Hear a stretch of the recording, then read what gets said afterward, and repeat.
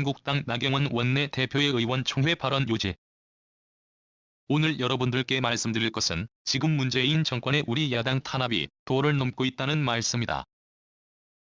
이미 아시다시피 우파를 탄압하는 것은 그동안 유튜버들에게 재갈을 물리고, 그리고 우리 당 의원들에도 걸핏하면 여러가지 이유를 통해서 재갈을 물리려는 시도를 했던 것을 잘 기억할 것이다. 그런데 드디어 어제 곽상도 의원에 대해서 피의자로 전환하겠다고 발표를 했다. 결국 곽상도 의원이 어떻게 이렇게 되었느냐? 다른 게 아니라고 생각한다. 바로 대통령의 딸 문다혜를 건드린 것이다. 그것이 그 이유다. 결국 치졸하고 야만적인 정치보복이다라고 말씀드릴 수 있다. 대통령 주변의 친인척 비리 관리는 민정수석이 해야 될 중요한 책무이다. 그리고 이것은 야당도 견제해온 부분이다. 그런데 실제로 친인척 비리로 정권들이 위기를 겪어왔는데, 지금 김학의 사건의 경우에는 동일 사건을 검찰에 벌써 3번째 수사를 맡겼다. 그런데 이것은 목적이 뻔하다. 정치보복이라고 밖에 볼 수밖에 없다. 이런 과정에서 결국 곽상도 의원을 표적으로 삼고 있다. 저희는 다시 한번 반복해서 말씀드린다. 이 부분은 특검해야 된다. 특검으로 제대로 밝혀라라는 말씀을 드린다. 그리고 이와 관련해서 우리가 조국 수석을 비교해서 한번 볼 수밖에 없다. 조국 수석 지금 공직기강 실패, 검증 실패 이런 것 다 했는데도 조국 수석은 여전히 건재하고 있다. 이제 여의도에 영입하겠다고 한다. 인사 실패 책임을 묻고 그 책임을 물어서 낙마한 이후에 여의도로 오면 흠집 날까봐 지금 오기 인사들을 계속하는데, 제가 보기에는 책임을 스스로 지고 물러난 다음에 오는 것이 훨씬 정치적으로도 맞는 이야기가 아닌가, 이런 말씀드린다. 지금 조국 수석에 대해서 김태우 전 수사관이 폭로한 블랙리스트, 민간인 사찰 의혹 등 우리가 밝혀야 될 부분이 많이 있는데, 조국 수석을 그대로 놔두고 지금 곽상도 의원을 이렇게 집요하게 탄압하는 부분에 대해서 분노할 수밖에 없다는 말씀을 드린다. 그래서 저희는 당에서 오늘 문다혜 특위를 발족한다. 문다혜 특위를 발족해서 지금까지 곽상도 의원께서 혼자서 밝혀오신 이 문다혜 사건에 대해서 우리가 당 차원에서 앞으로 이 부분에 대한 조사를 같이 하겠다는 말씀을 드린다.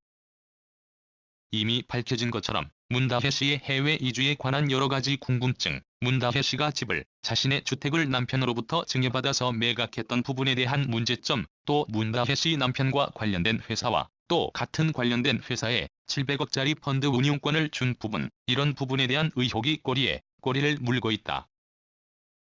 또 문다혜 씨 남편이 취업한 것으로 추정되는 회사가 또 다른 특혜를 받고 있다는 그러한 의혹까지 꼬리에 꼬리를 물고 있다. 이 부분에 대해서 국토위, 산중위, 정무위 등 해당 상임위 의원님들을 중심으로 해서 문다혜 특위를 발족해서 이 부분에 대해서 당 차원에서 제대로 진실을 밝혀내겠다는 말씀을 드린다.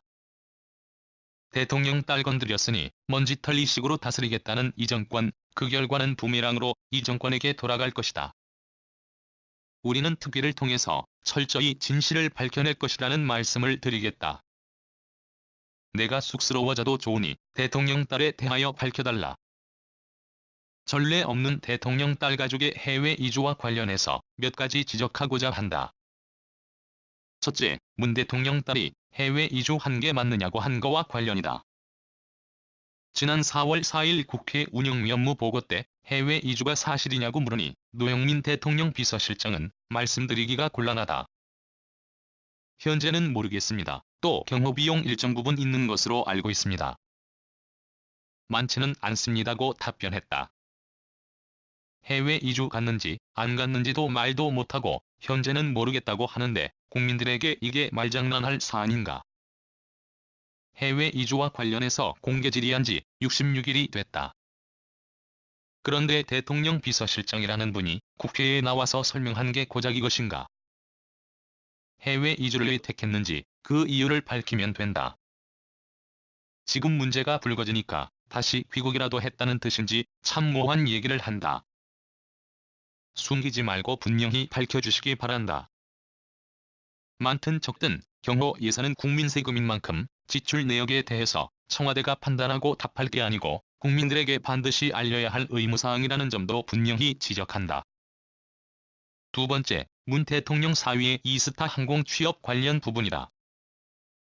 대통령 사위 관련해서 이스타 항공이 태국 투자자와 합작을 추진하게 했던 동남아 회사에 취업했다는 부분과 관련해서 대통령 비서실장은 이스타 항공 측에서 외국에 투자한 사실이 없다는 공식적인 입장을 발표한 것으로 알고 있다고 이렇게 답변했다.